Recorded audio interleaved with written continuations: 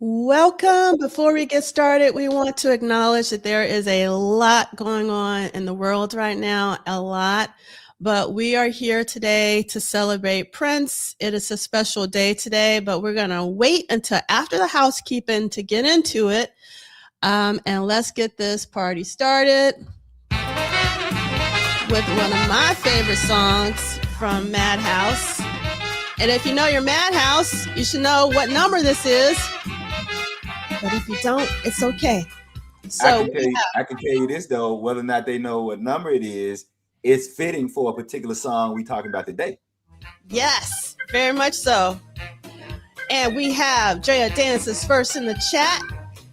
And Drea Dances knows what's going on. It is happy 3121 day today. It's the 20th anniversary of 3121. And it's a beautiful day in the Chi. It's a beautiful day in New York City. How's it in Mississippi?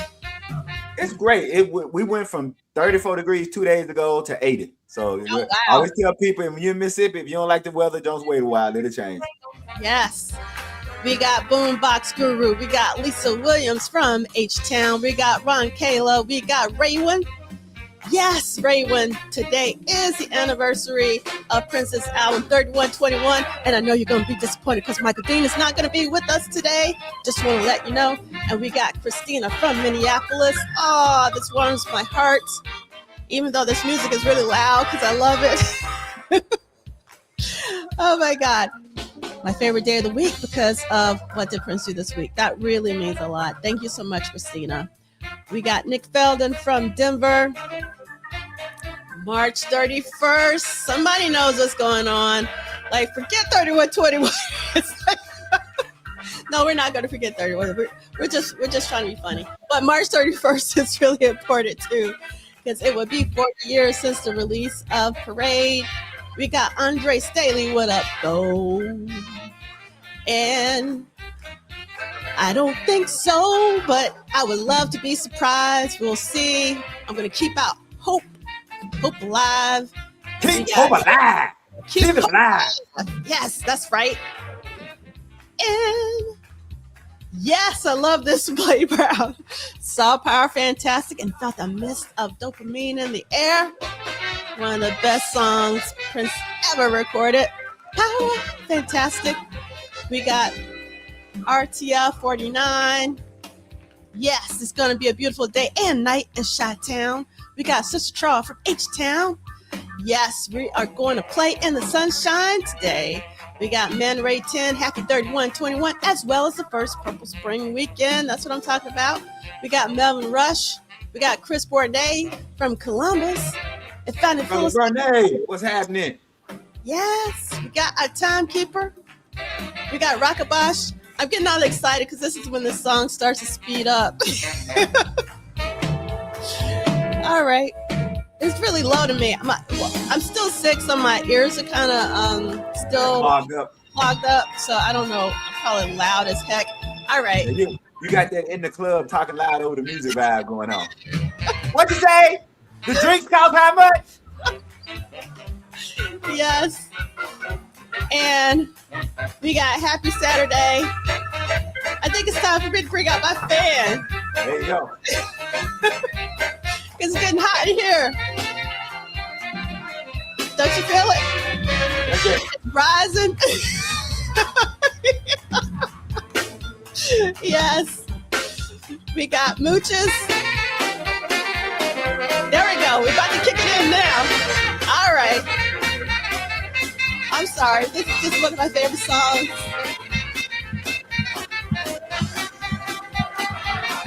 All right. Detroit is reading the world on this day, 3121 anniversary. I'm sorry the music's so loud, Rockabosh, but I can't help it. We got Mila, My Heart.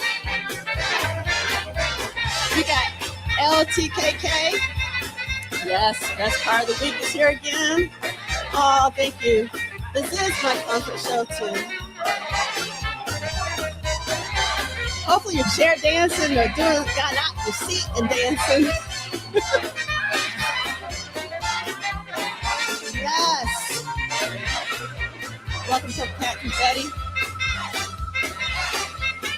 Welcome, Melvin Rush, sunny day in Charlotte, North Carolina. I want to be like Levi and lay down on my back and play the bass.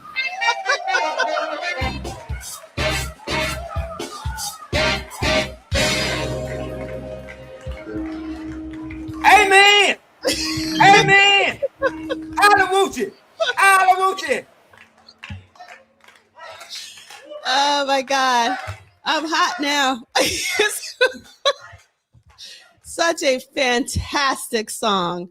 And if you know what week we are in, you will know the name of that song from Madhouse. A beautiful day in Minneapolis. Oh my goodness. It is 70 in Minneapolis. That's a heat wave. They having a heat wave in Minneapolis. Oh my God.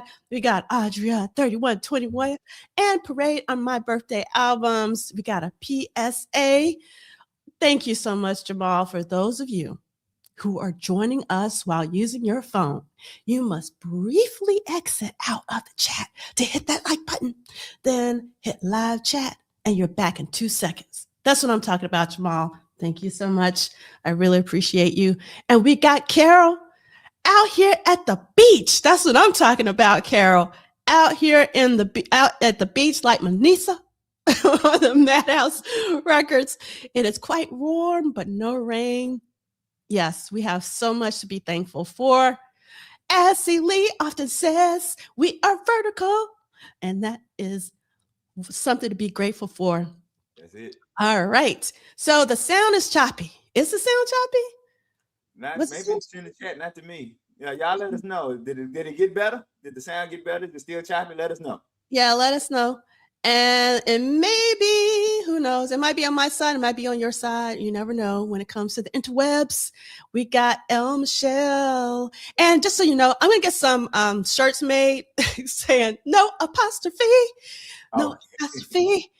And let's see. Hey, we got El Michelle. We got Andre Staley.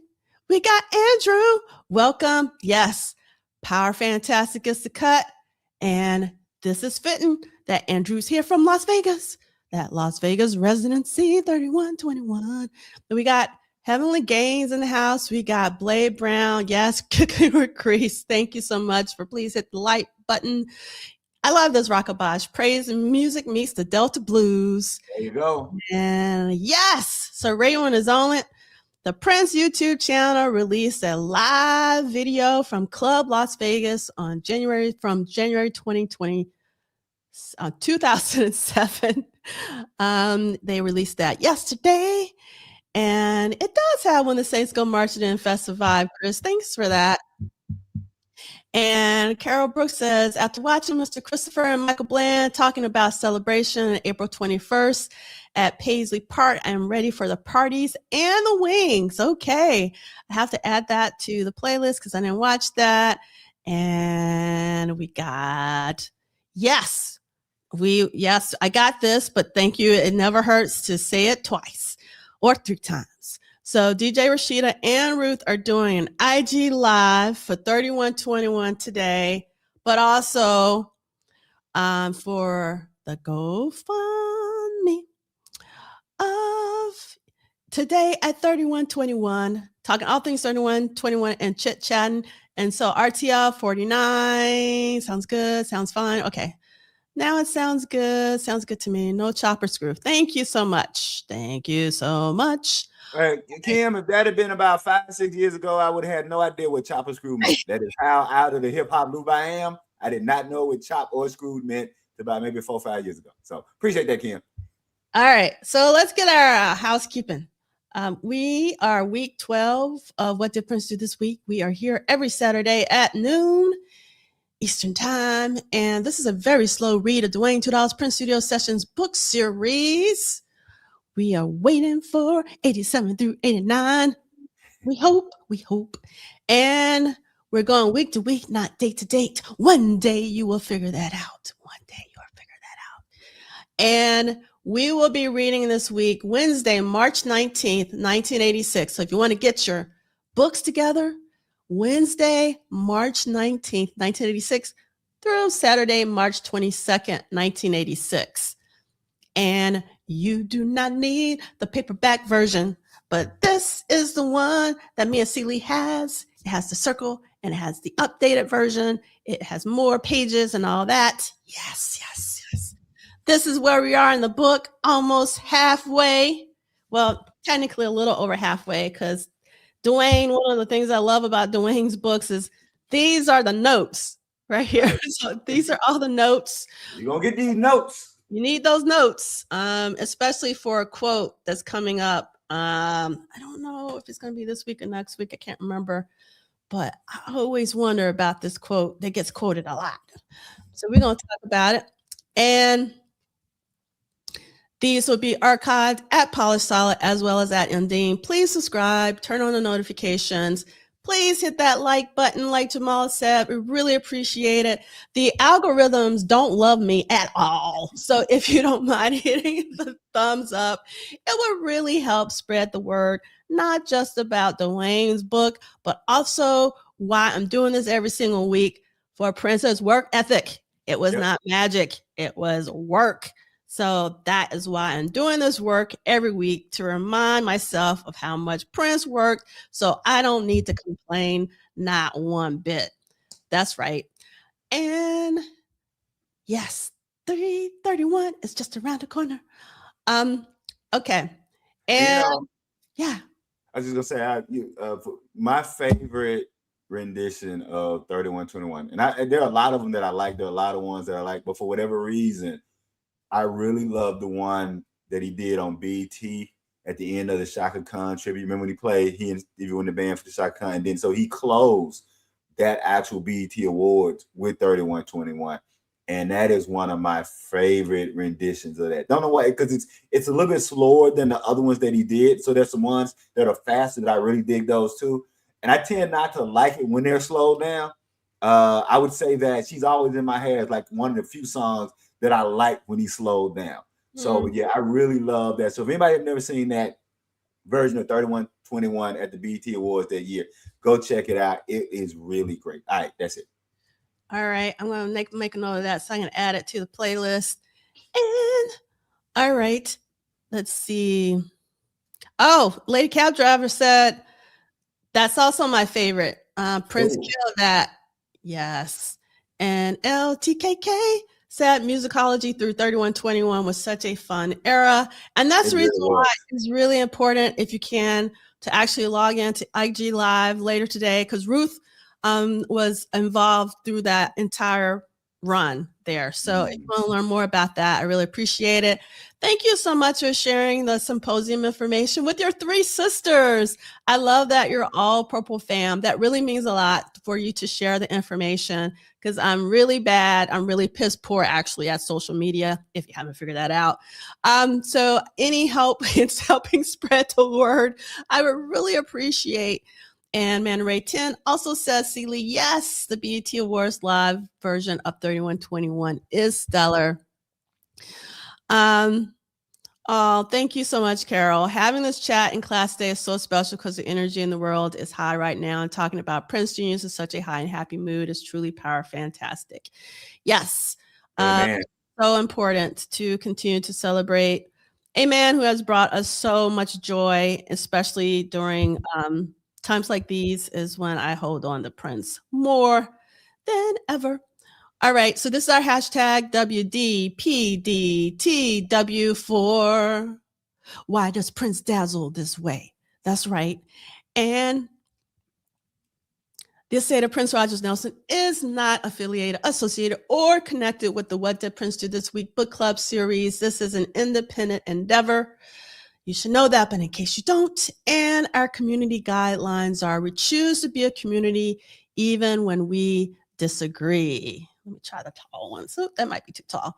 And let's get into today. Again, we've already started talking about 20 years today that 3121 was released on March 21st of 2006.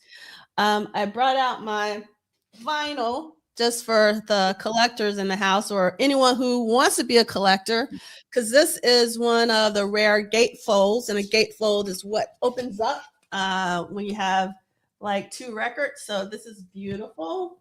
And this is the back cover here. And my go-to song personally on 3121 is Fury. And I had to look at the name of it because I call it Woman Scorn. Every time I'd be like, where's Woman Scorn? Oh, it's not called Woman Scorn. Or Hell Hath No Fury. But just Fury. I was like, oh, that's the name of the song. So I'm really bad sometimes with but this is actually an incredible record. If you haven't had an opportunity to listen to it, I put the entire thing in the accompanying playlist, or you can go to Prince's YouTube channel and they have a releases playlist section, and you can also listen to it there. An extraordinary record, again, 2006. I would love to hear in the chat, like, what's your go-to song on 3121? Welcome, D68A. And D68 says the Tower Records Midnight Performance. Let's see. Okay, Blade Brown is saying I probably listened to Love the most on that album. It's interesting that 3121 doesn't get the kind of love I'm about to give, but it really is a album that has no skips for me. Mm-hmm. So it's one of those where I get, everybody's gonna have a particular song that they go through, but when you said that, it made me realize that I don't have any skips on it. What I will say, what jumps out at me is, and it's actually that and something else, but his Saturday Night Live performance of Fury. Mm. The reason it's great. So it's great. That is great. But also it really gives me the Ike and Tina vibe. Mm-hmm. Yes. And so whenever I think about the Fury performance, I think about the Ike and Tina. I can't remember the song that he did after a few years later, but in 2009 from MPLS, Lotus Flower. You remember he did the 3-night thing on Jay Leno. And remember the guy he had playing harmonica? He was from Europe. I can't remember. Yanni is his name. Yanni. He played harmonica for Prince. And so when I can't remember the song that he did, I want Dreamer. When they did Dreamer, he gave me Muddy Waters and Lil Walter, because Lil Walter would play the harmonica all over Muddy Waters' vocals. And if people know anything, the producers at Chess hated that. They hated that Muddy would let Lil Walter play all over. So those were always two major music lessons that I thought that Prince was kind of, like Prince was always giving us these music lessons. So you get the Ike and Tina music lesson with Fury, and then 3 years later, you get the Muddy Waters and Lil Walter music lesson. That's just one of the things that just made me love Prince more. All right, I'll shut up. Yes. So yes, Blade Brown. Beautiful, Loved, and Blessed is that night too, and that was wonderful as well. All right, I'll shut up. Sorry. All right. So we've already mentioned, I think Raywin already mentioned for us that they've posted Lolita Live from the Las Vegas residency on YouTube at Prince. And then on Ruth's Instagram, there it's announced that both Ruth and DJ Rashida are going to be chatting about 3121 today, Saturday, March 21st at 3:21 p.m. And it's for Addie Durant's GoFundMe. So again, originally there was talk about doing something last week on Facebook, but they've moved that to this week, and this more specifically today on Instagram Live. And you can go to Ruth's Instagram, which is Ruth LESDVA. So again, today, 3:21, March 21st for 3121 at 3:21 p.m. And there's going to be a candid conversation commemorating the 20th anniversary of 3121. And again, we have been promoting this GoFundMe to help Addie Durant get back on her feet. And if you would, please contribute $25, $5, $1, anything you like to contribute. It would be really amazing, because that's why Ruth is doing the conversation today. So let's see what we got in the chat here. Go back to really quickly. I love this. So Melvin says, happy 20-year anniversary, 3121. I still play my original release CD. I love that. And Kim said, I played the H out of that Black Sweat video at my Wednesday night party at East Side Lounge back then. And let's see. I love this from El Michelle. Black Sweat all day. Black Sweat actually is one of my favorite videos Prince ever did. I love that video. I also love that video is black and white as well. Yes. I love that. And let's see. Lady Cab Driver saying, I'll never forget seeing Prince perform Fury on Saturday Night Live. What a performance. Even 80s Prince only fans were like, okay, I can't front. That was dope. Right. Yes, and we got to give a shout out to Tamar during this era. She was incredible. Just seeing, I really love seeing Prince as a sideman, you know, like as a side guitarist. I don't know why, but I really love that. And he was also really into it, obviously, to let Tamar shine. I thought that was extremely generous of him. But like you said, I really loved how the twins and Tamar had that Tina Turner and Ikettes, you know, kind of vibe. It was so cool. Really love that. That's probably the only time in my life as a Mississippi man I ever used the word fierce. You know, I'm too Mississippi masculine to say fierce, right? But they was fierce. I was like, that is fierce. And you know, something talking about side men made me think about something. I was listening to, so I was going through my Jimi Hendrix, and at the end of my Jimi Hendrix, I have the Band of Gypsies. And I have to keep being reminded that Jimmy doesn't sing lead on all of the Band of Gypsy songs. And so I started thinking about Sly doesn't always sing lead. Jimmy didn't got to the point he wasn't always singing lead. And so I will admit that during this era, the only thing that I was kind of, so I'm one of those people that when I get a Prince album, I want to hear Prince singing. I don't want to hear anybody else singing. But we've also talked about what I call the three phases of Prince. Prince as solo artist, Prince as band leader, and Prince as band member.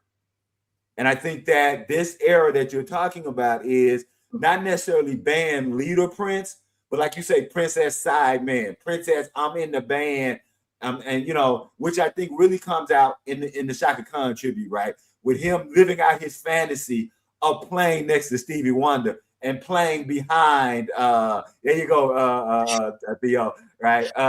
And playing behind Shaka. So yeah, I really like that you mentioned that Prince is side man, because I ain't gonna lie, in real time, it wasn't that I wasn't feeling it, but you know, when you go to the show for one thing, you kind of like want Prince all the time, you know, but coming back and thinking about, okay, his heroes, the people that he looked up to, these were all the things that he was doing. So yeah, I'm glad you mentioned that, Prince's side man. I know though that unfortunately I didn't make it to one of the Tamar shows, but I know that my husband did, and it's like one of his favorite, you know, live performances of Prince. But I know that if I would have gone, I would have been so mad if I was on the right side of the stage. Like, you know what I mean? Like sometimes, you know, you go to a show, and especially if you get there late and you can't get to the front, I always try to go like, who am I going to watch the most? Right. You know? Try to like line myself up. And yeah, that actually happened to me recently. I went to go see this dance company, and there's this guy who I absolutely loved, and it turned out he was from Alabama. And I was like, of course he's from Alabama. So I went to go see him first night. I was on the right side, you know, where he was. And I went back to go see him again, and then I was on the wrong side because I don't know, the tickets. I was so pissed, and I was like, I bought the tickets on the right thing, but then so it's so important to, you know. So like, if I would have went to that show, I would have been like, if I was on the right side and Prince was on the left side, I was like, right. That's not good. So yes, for sure. Okay, so LTKK had a question here. To my audiophiles out there, do the synths on Black Sweat hurt your ears sometimes? I love that song, but wish they'd remaster it. I will say that they don't hurt my ears for Black Sweat, but the song where it does hurt my ears is actually Lolita. I don't like those the synth sound. Again, it's just like the recording well, you know, those keyboards from that particular era. And to be honest, I don't really like the 1999 synths either. I feel like they're like just too brash. But that's just me, and I'll leave it at that.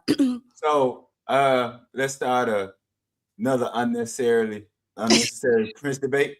And this is how Prince fans are, right? Now, I just said that I listened to 3121 with no skips, right? Like I just said that, right? So I'm about to do the most Prince of Prince things, right? Of Prince fan things. The most Prince of Prince fan things. I just said I listened to 3121 with no skips. Now I'm about to tell y'all what's wrong with the album, right? That is the most Prince fan of Prince fan things. But hear me out. I want to know from the chat. Now again, remember I said I don't listen to it. I listen to it with no skips. But since LTKK brought that up, I've always thought this about the album. Black Sweat, Love, Lolita. Those 3 songs.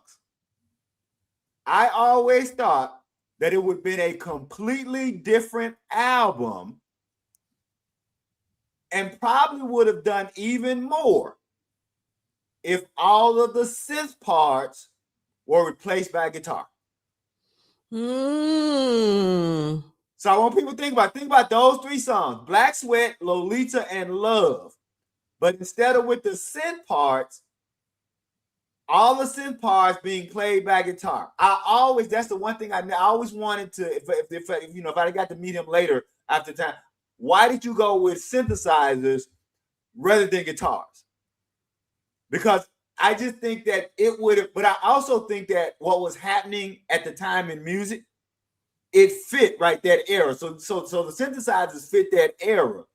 But I really do think that we're talking about maybe a different kind of guitar and how those things would have made that a little bit different kind of album. That's it. So yeah, so Chris Barnet's point is really important, actually. So it's intentional that Prince is using these synth parts at the time because it is a throwback to 80s Prince. He was very intentional with 3121 in doing that. But just because he was intentional doesn't mean that I'm going to love it.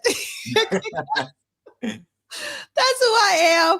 But I love this idea, Sheila E, of I would have loved that because, like, again, my favorite song off of 3121 is Fury, and it's because guitar heavy. And I would say this, yes, I agree that yes, you can, it's the throwback, but I would say the difference is in the 80s, the synth didn't overshadow the guitars. Like you can still hear the guitars on 1999. You can still hear the guitars on Controversy. You can still hear the guitars on Dirty Mind. So maybe my point is that maybe in the mix somewhere, if I could have gotten a little less synthesizer and a little bit more guitar, maybe, maybe that. So yeah, but and again, I want to be clear to everybody, I don't skip any songs on 3121. I love 3121, but I just think about how would it have sounded with just guitars? That's it. Yes. Yes, I love this comment from Kim, actually. Virginia producers riding high in the aughts, Sons of Prince. That's right. Let's see. All right. So we're going to keep it moving because our timekeeper has already, let me actually do this first before. Okay. So we started off today with 12 because it's week 12 of What Did Prince Do This Week. And it's so funny when I was listening to the song because, last week we were talking, the past couple of weeks, I think Sheila has been the drummer. And I just assumed, I don't know why, that today the drummer was also Sheila. But then I was like, oh, nope, it was not Sheila, it's Prince. So I would love for a drummer to come and break down the difference between Prince's and Sheila's playing. Because I know Arthur in the past has said that Sheila has a lighter touch than Prince when it comes to attacking the snare and all of that.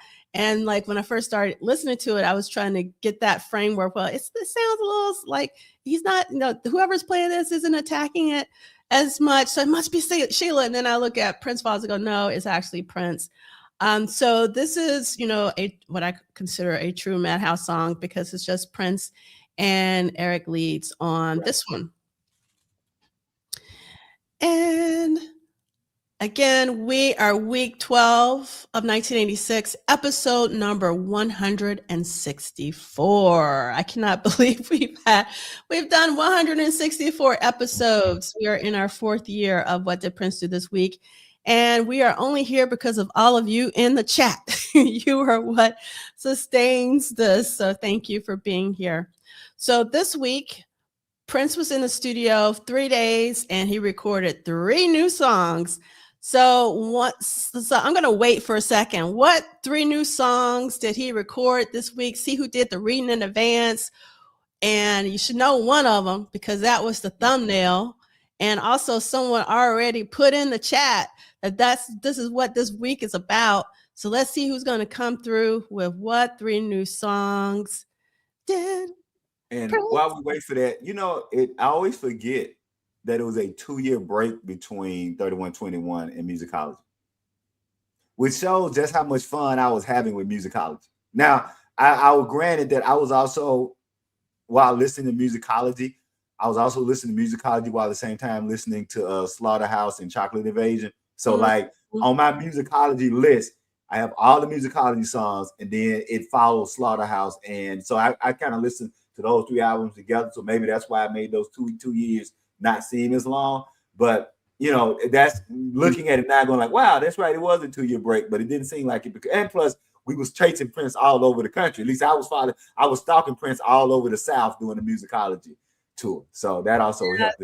Such a great tour. It was an incredible tour. And it's actually, what I found interesting is that was one of the albums that my students in my Prince class actually really connected with was musicology. Oh, wow. Okay. I was shocked, and one of them was like, why don't we spend more time with musicology? Like, why we just like but it's your musicology. So I'm here for the musicology. Forget all that other stuff. Yeah. So luckily, I think I'm going to be able to teach it again. And when I do, I'm going to focus more on musicology because actually I focus more on 3121, but they actually preferred musicology. And I was because I thought they were going to connect more with 3121, but they didn't. So Andre Staley came in first with, and that says what? That says she gets a 21 minute, whatever. Right. 21, which is today. Which is today. Yes. You gonna marry her? For $50 million, I seriously consider it. That is one of my favorite scenes. Top 3 scenes in that entire movie. I love it, love it, love it. It's something about it. I don't know. I just really love that. All right. So I love this. Musicology is my top 5, and it ain't bottom 2. That's what I call making a statement there. LTTK done come out and made a statement. He done threw the takedown on the floor. He said, and now what? Go LTTK. Yeah, LTTK, and that's right. That's right. That's right. All right. So, okay. This is, we can take our time, Kim. See, look at the previous week compared to this week. And I messed up. I was supposed to read my new songs. I got to go back and change that. So we got 3 new songs. We got And How. So that was tracking, overdubs, and mix. And then we got Power, Fantastic, tracking and mix, as well as an instrumental possible mix. And that says what? Tracking and mix. And then more overdubs and mixes for And How. And then a really important date is March 22nd when Prince does overdubs and mixes for Love Bizarre Live that he recorded only 2 weeks earlier with Sheila E at the Warfield Theater. This is an important day because I watched the Love Bizarre Live again today. And that's the reason why I was a little late because I was like doing the wooden leg and all that. So, yes. Chop again. Yes, chop. Chop one more time. Yes. It never gets old. It never gets old. Okay. So wait a minute. Kim, you're right. In 1986, I had to go look up fascist. I did, Kim. In 1986, right after the movie, I had to go look up fascist. I'm like, what's a fascist? So yeah, I learned a new term from that movie. Yes. Oh my goodness. Okay, I've said this before. Let me bring out my banner. Here we go. I am going to do a Dear Estate moment for Ricky. Dear Estate, it is so important to do all the remastering, the 4K version, whatever you need to do for Romance 1600 Live, just so we can memorialize and, properly the Love Bazaar live duet at the Warfield Theater, because it is so amazing. It is the gift that keeps on giving. It is one of Prince's best performances, in my personal opinion. He's so happy. He looks great.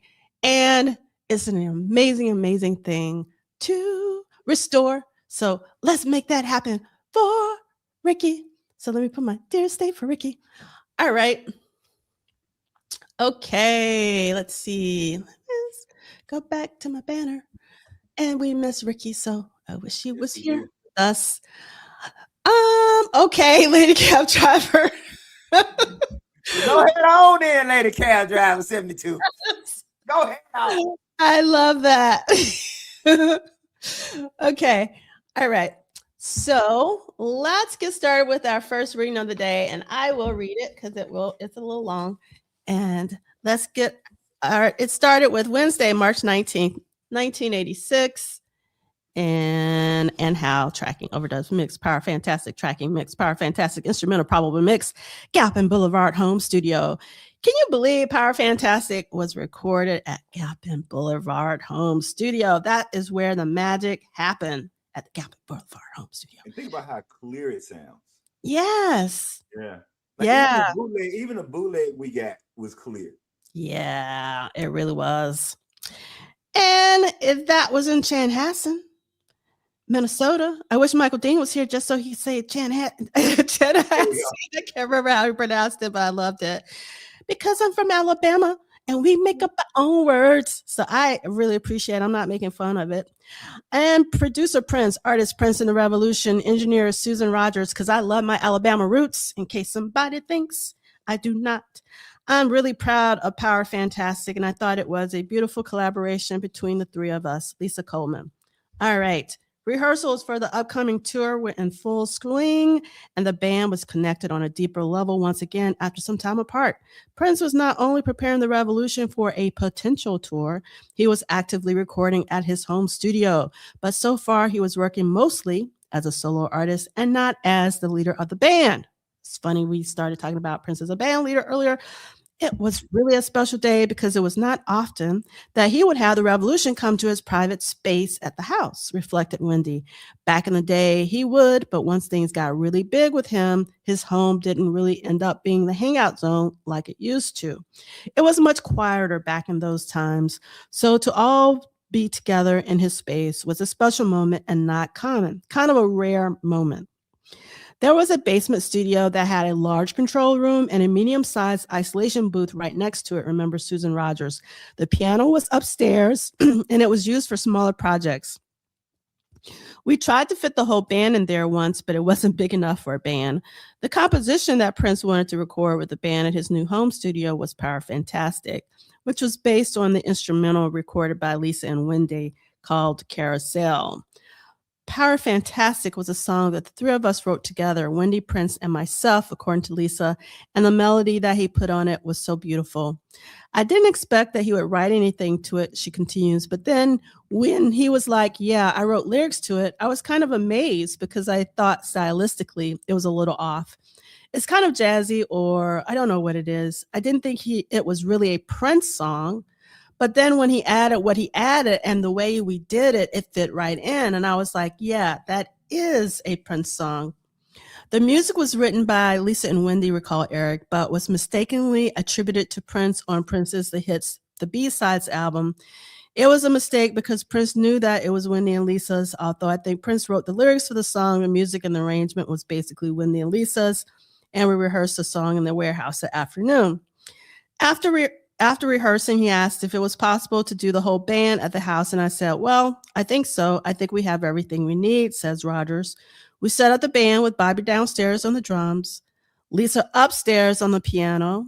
We had horns on it, and Prince was singing his vocals in the control room. I mean, let's stop there. I'm going to read this one more time. I'm going to read it really slowly. We set up the band with Bobby downstairs on the drums, Lisa upstairs on the piano. We had horns on it, and Prince was singing his vocal in the control room. Eric, Matt, Bliston, and Wendy would also record their respective sax, trumpet, and guitar parts from different sections of the house. Listening to the version that's on the Sound of the Times Live, you would think that they were all in the same room together. And it's like there's this intimacy about the track that it really comes through musically, but like knowing that they weren't in the same room is just like blows my mind. It's like, so were they? So my question is, were they in communication via headphones or via house wiring? That's a good question. That's a Susan Rogers question. Because it's I will say this, and about where you can't. Well, can you see the little thing over my head, little square thing with the little circle looks like a speaker? I think so, but I have control on the top, but I've seen it before. That's when we bought the house, we didn't know it came with a house intercom system. So that's what made me think about that. Is I wonder if they were wired through. There you go, the dial. Like I was wondering if they're wired through kind of a house intercom system, or if they're just going through headphones. Either way, the technology is phenomenal because again, it's a pristine sounding cut. Yes, recorded at home. Yeah, at home in different rooms. All right. Considering that Prince has spent a great deal of time working with Sheila on the Flesh sessions earlier in the year, Bobby Z recorded that he enjoyed being an active part of the recording. My involvement with Parade was meant to be isolated because I wasn't really involved with the record and the film that much, but the upcoming Hit and Run tour was something where I kind of came back into the fold. I really started recording with the band again and everything. I knew that if this was going to be my last hurrah, and if he still wanted me to do the tour, he still wanted me to be in the band, that it was kind of a vote of confidence still. And I was at my best and totally kicked butt. So I think this is a really interesting comment from Bobby Z, who kind of maybe saw the writing on the wall. Yep. I think, and I'm not being petty or funny. I think everybody saw the writing on the wall except Wendy. If you think about the conversation that Lisa and Wendy had, right? Wendy was like the last one to go, oh yeah, it's over. So I think this Bobby Z quote here is really interesting. Like you said, everybody's kind of reading the tea leaves and reading the room. But it's also interesting the way different people perceive things, right? Mm-hmm. If we're all in different spaces in our head, we may not necessarily perceive it all the same way, which is just kind of interesting. Not a bad thing, just an interesting thing. I think that is such an important point that what I find, at least today, is that everybody wants everyone to be aligned, and no one has ever been aligned. I mean, if you were to describe, that's the reason why, like, if there's a crime and people, start describing like what a person has on, like no one ever agrees because, there's perception, like, what we pay attention to. So I don't understand, like, when people get upset when there isn't agreement or alignment, because it can't be like 100%, because we just don't know what's going on in your head, my head, everybody else's head. And also the way that we see life also colors, anything that happens. You may be a glass half full, I might be, a glass half empty kind of person, and our perception can really shift, how we look at a particular set of events. So I do think that is really interesting that, Bobby Z is, it's like, I'm going to do my best. I'm going to kick butt. He has, he still wants me in the band. And someone else might not have that. And especially if this may be my last rock. Yes. And I will say, not to belabor, 3 documentaries that drive that home, which were really, I did not think I was going to love all 3 of these documentaries. Paul McCartney's documentary, Band on the Run, about Wings. I haven't seen that yet. If you have not seen, if you have not seen Band on the Run, after his son, Man on the Run, but Band on the Run, which is about him leaving the Beatles and starting Wings, and that, it is a great doc, but it speaks to it, unlike all the other Beatles docs, it really speaks to where each individual of the Beatles were from their perception of why the band broke up. The other one is Kiss Story, the documentary of Kiss. It's a two-parter. I love it. And if you don't know anything about Kiss, here's what I found the most shocking about that one. Would you to believe that Gene Simmons and Paul Stanley were the level-headed people in the group? That's all I'm gonna say about when you talk about everybody on one page. And when I'm like, really? These are the two? And that Peter Criss and Ace Frehley, let me say it this way, were not the level-headed people in the band. So that was really a shocker to me. And then the third one, the one I just watched this past couple of days ago, Thank You and Good Night, the Bon Jovi documentary. Because it really talks about the relationship between John Bon Jovi and Richie. Is it Sam? What's Richie's last name? Sambora? Mm-hmm. Yeah.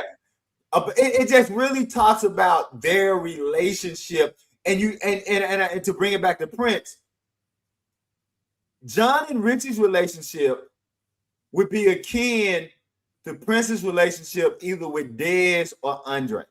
Because I think what people forget is that Dez and Andre were solo artists.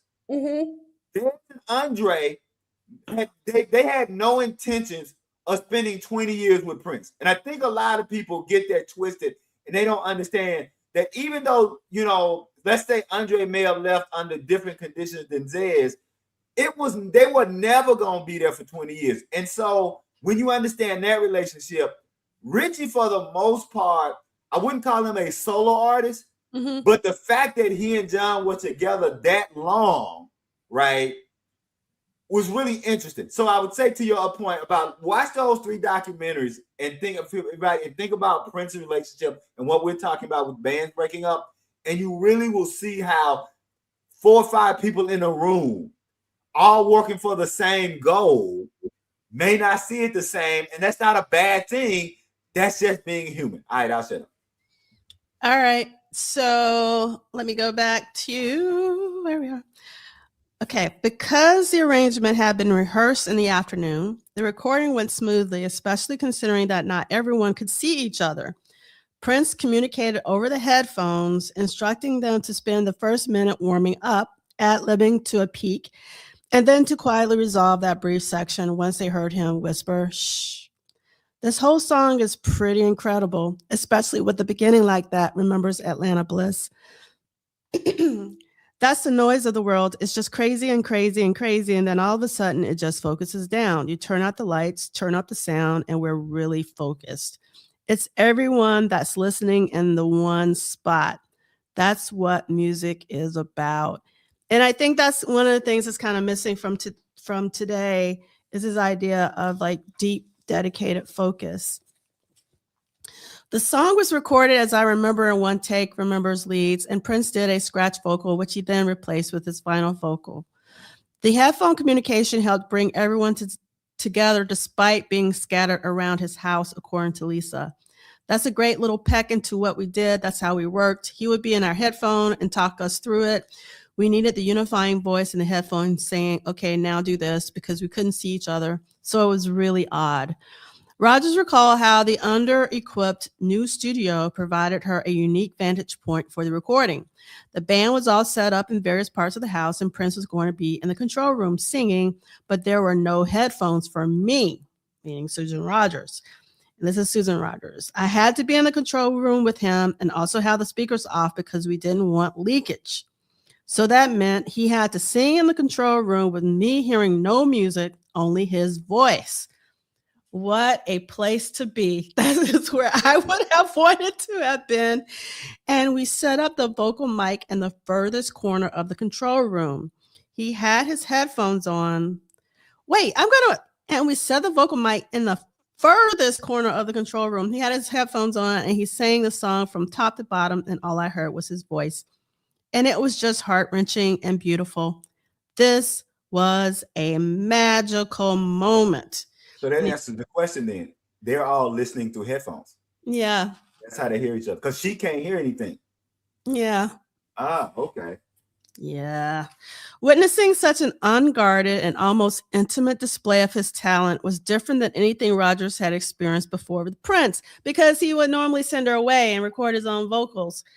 You'd spend hours watching him sing at rehearsal, but rehearsal has a different kind of performance aspect to it than singing for a record. Singing for a record is singing for a smaller delivery system. The size of the canvas is so much smaller. It's like the difference between watching someone paint a small portrait on a postcard versus painting a mural. So really seeing those performance gestures up close and personal. What a moment. Rogers wasn't the only one who felt they'd done something incredible. It was just one of the most stunning songs we ever did, explain Leeds. It shows the sophistication of material, and Prince's vocal on it was just absolutely just spellbinding. That was literally one of the times that we just came out of the studio and we just all had goosebumps. We all really felt that we had just been part of something real, real special. And once and for all, let me reiterate that it's always been assumed that it was Miles Davis that played the muted trumpet on Power Fantastic. Nope, it never was. It was Atlanta Bliss, the amazing Atlanta Bliss. Prince would record some additional overdubs, including his vocals, and an instrumental version of the track was also mixed.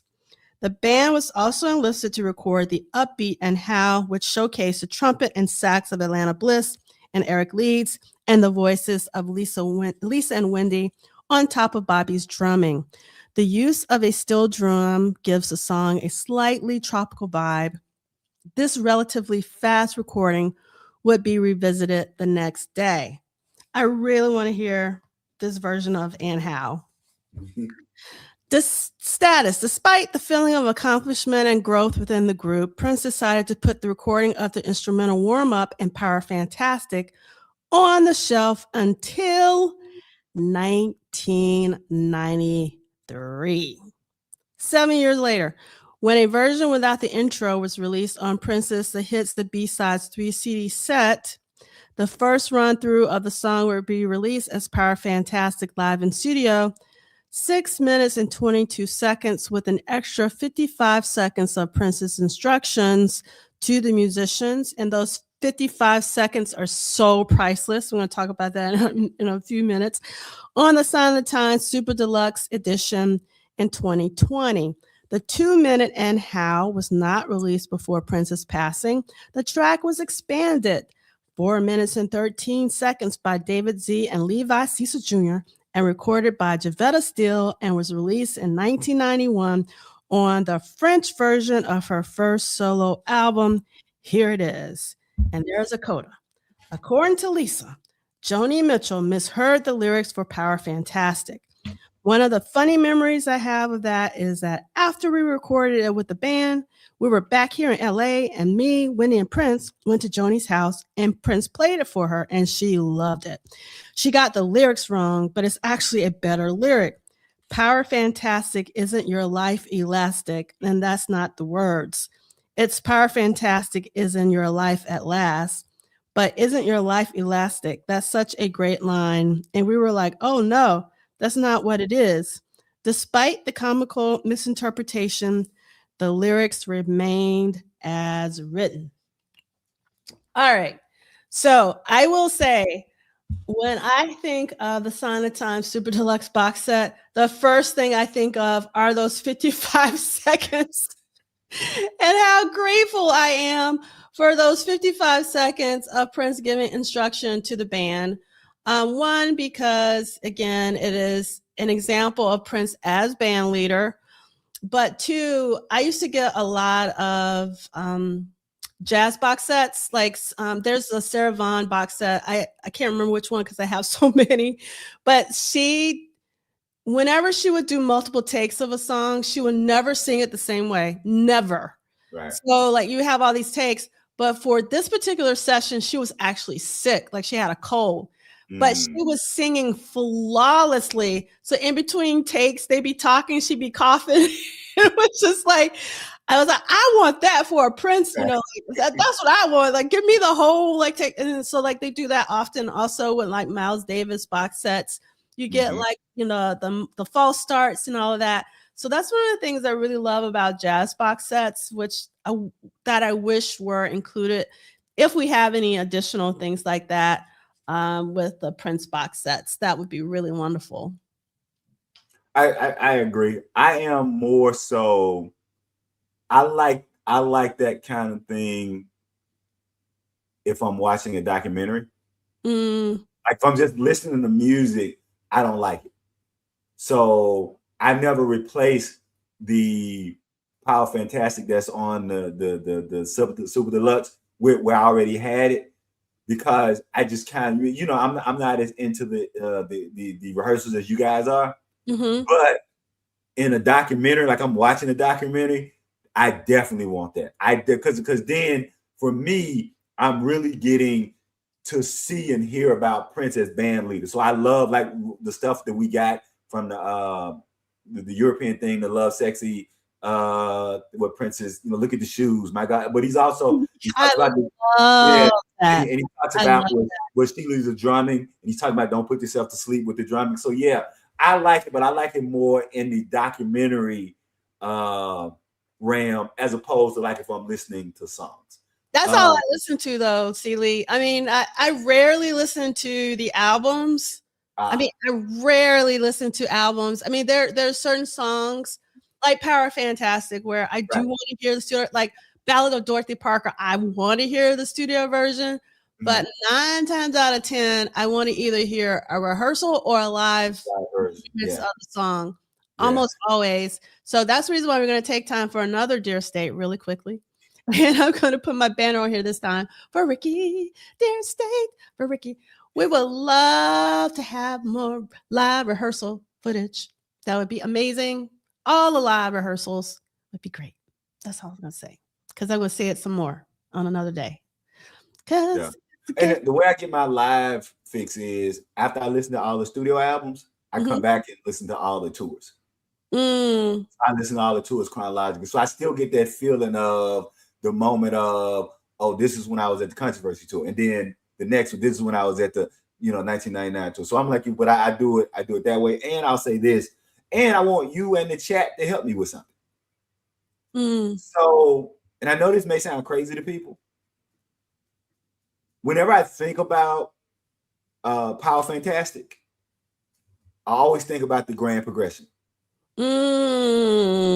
So my question to you and people in the chat, I go back and forth on where I have the grand progression in my playlist. Because it was written in 87, I have it on my Sign of the Times playlist. But because it was meant for Graffiti Bridge, I'll sometimes put it on my Graffiti Bridge playlist. And so I often go back and forth. So if anybody who wants to, I want you to tell me where do you guys, because I go back and forth. I think right now it's on the Graffiti Bridge playlist, but I know that I'm probably going to go back. So I've never come up with a final place. Do I want it on my Sign of the Times playlist or do I want it on my Graffiti Bridge playlist? What say you and the chat?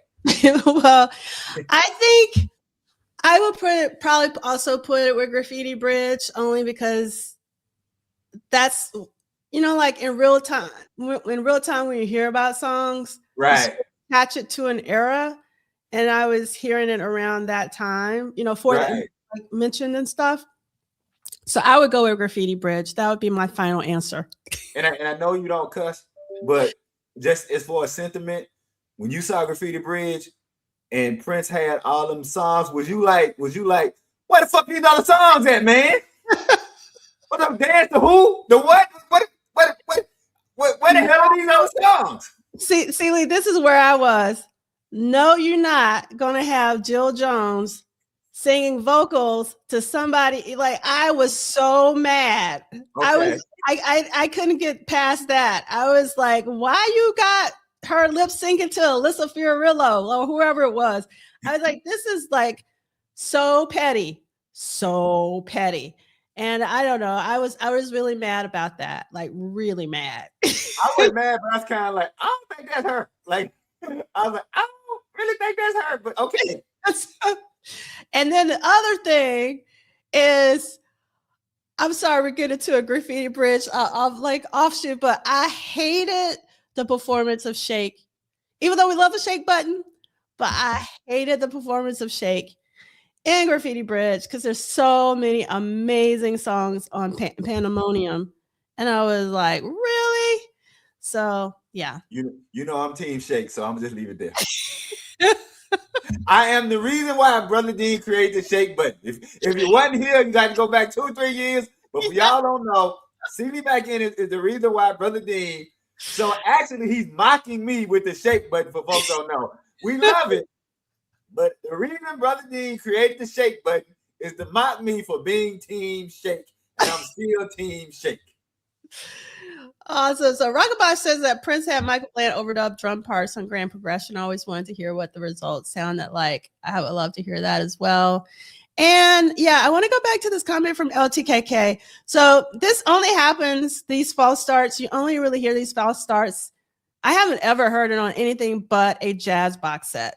You know, if you listen to any Miles Davis, like they have, or like John Coltrane, people like that, they will often like start a track because they were recording live in the same room, unlike what was happening for Power Fans. Right. And we're not using all this tape. Let's be clear. We ain't let's record no tape. So just keep going. Do it again. Yes. So like if you Google, like maybe go to images.google.com and look up Miles Davis recordings in like, you know, from like the 50s, you can see everybody in the same room. And so usually the engineer or the producer would say, take 1 or take 5 or take 12. Oh, actually, I just remember, I just lied. If you get some of the Doors box sets, they have multiple takes, and some of those are hilarious, like the in-between chatter, especially when Jim was, you know, being Jim. So that's another place that you can actually hear some false starts. I think I know they did that with LA Woman, like the whole LA Woman sessions. You can hear a lot of that banter. It is incredible. So it has happened on the rock side as well. Let's see. I love this. Agreed, D'Angelo. Sorry, silly. I shake on out of here. Hey, Man Ray 10, I will only say this. When the time went on their Pandemonium tour, they played Shake. They could have chosen a lot of other songs, but they played Shake. So there you go. Yes, Lady Cab Driver also loves Shake too, C. Lee. So yeah. And then D68 ASA in the Graffiti Bridge script, Grand Progression was sung by Camille. And let's see. Can you for Sneak 22, can you put my email? Because I still haven't learned how to put it in the chat. Get in the chat. Can you put my email? Your email? Yeah, put my email in the chat.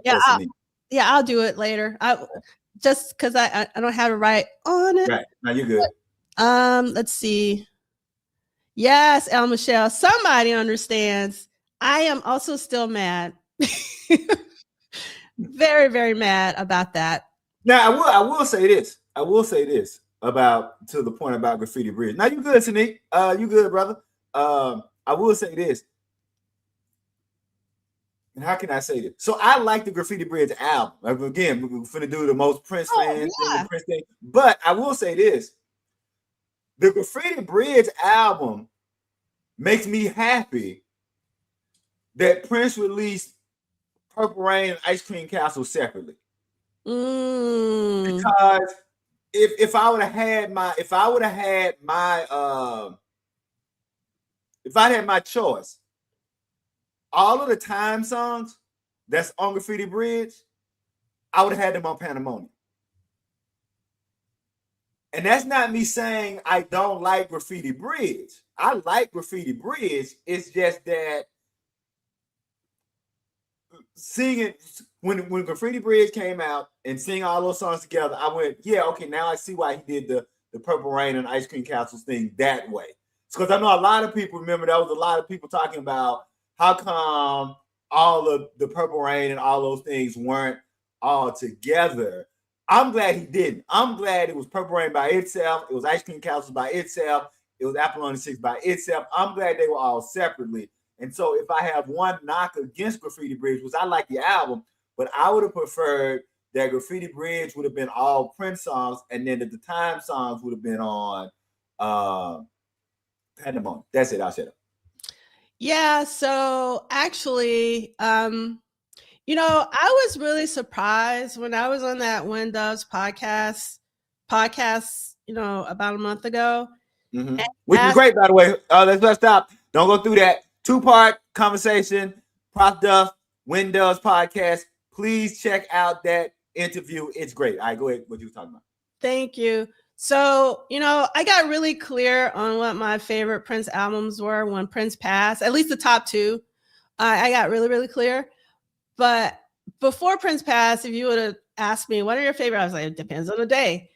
But when he asked me again, now that we're 10 years out, from Prince's passing, and I really did take a minute to really think about it, I was really shocked that Graffiti Bridge is really important to me because there are 3 really important songs on Graffiti Bridge. Whereas if you don't have that album, you don't have these songs. One is Join Repetition, which is my favorite Prince song of all time. It's my number 1. If I could only have one Prince song for the rest of my life, it would be Join Repetition. And then in addition to that, The Question of You is also like a masterpiece. Yep. The guitar and all that. And then don't even get me started with Thieves in the Temple.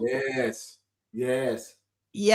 So that is a really important record. Now, as a soundtrack, I don't really play it as a soundtrack because if I want to listen to Mavis Staples, because Melody Cool is on it, I go play her album. If I want to listen to The Time, I go play Pandemonium. And, I don't like the version of Round and Round that's in the film. There's another version of Round and Round that I love, where the music is totally different, that I really wish that they would have gone with. So it's a really, really important record. I'm not a big fan of Release It by the Time either. Like, I love Pandemonium. In fact, Pandemonium is probably my favorite time. It is my favorite time record as a record, like from beginning to end. Obviously, What Time Is It? 7779311 is my favorite time song of all time. And I Don't Want to Leave You is also very, very, very, very special to me. But as an album, I'm sticking with it. Right. So I think Graffiti Bridge would have been better off with the Purple Rain treatment of let's just be very, very discreet and distinct to each of those albums. And if you were to remove all of the soundtrack parts and just focus on the album, one, you could have gotten grand progression on there, even though he probably wouldn't have wanted on there since he went with Still Would Stand All Time. But at the very least, it would have been nice to have gotten it as a B-side, even though I don't think it shouldn't be a B-side. I think it should have been on an album proper. That's just me.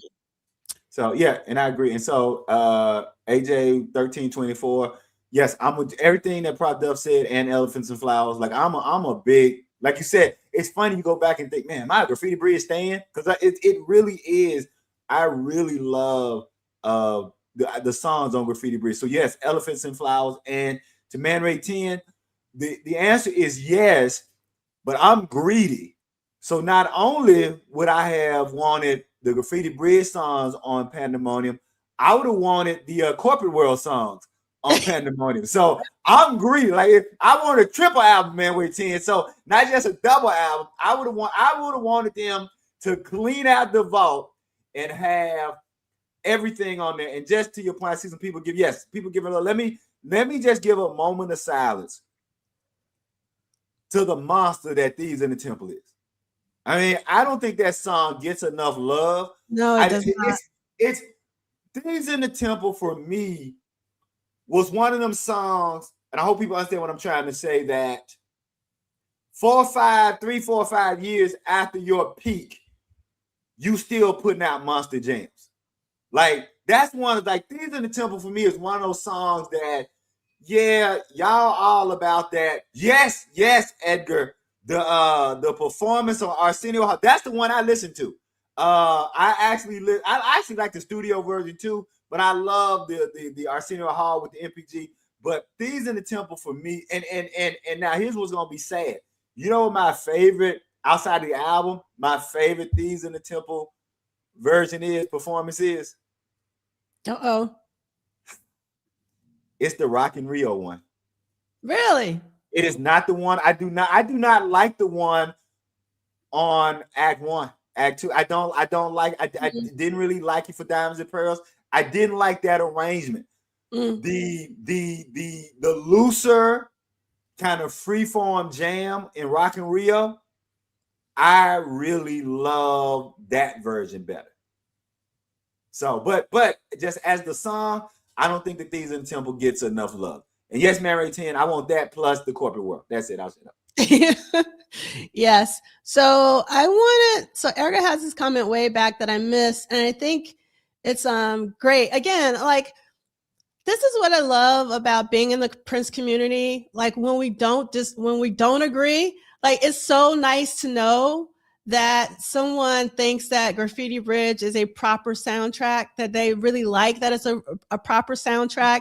And I'm not mad at Edgar, because I'm the exact opposite. Like, I would have rather it not be a soundtrack. But Edgar and I, we're still friends. This is not going to diminish our relationship in any way, even though we're like wildly on different sides of this fence. They ain't gonna stop talking. Yeah. They ain't gonna block each other online. Yeah, I don't understand why people get so upset. I think it's really fun when you find out that your least favorite song is someone's like favorite, and so on and so forth, and just lets you know that people connect with it. I love it.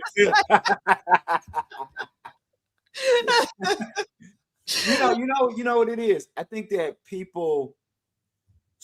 art speaks to people on such a personal level that if you dislike that art, to that person, it feels like you dislike them. Yeah. And I think what people have to understand is that no, my dislike of that song or that movie or whatever is not my dislike of you.